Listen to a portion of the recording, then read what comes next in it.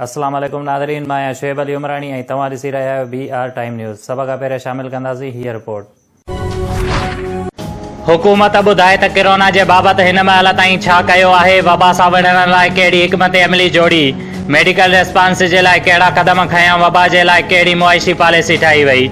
नून लीगी रहनुमा शाहिद खाकान अब्बासी हुकूमत खां 4 सवाल पुछी छॾिया।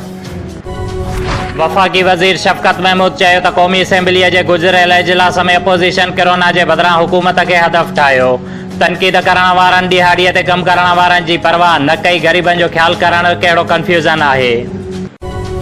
कराची क़ाइदाबाद फ्लाईओवर ते 2 ख़तरनाक जोड़ खुली विया आहिनि, जंहिं जे नतीजे में हर ईंदड़ ॾींहुं को न को हादसो पेश अचे थो। घणाई दफ़ा मोटरसाइकिल सवार उन्हीअ सां टकराइजी किरी पिया आहिनि ऐं नंढियुनि गाॾियुनि खे पिणु नुक़सानु रसियो आहे, जंहिं ते अवाम अपील कई आहे त महिरबानी करे उन्हनि खुलियल जोड़नि खे मरम्मत कराए कंहिं वॾे हादसे थियण खां बचायो वञे।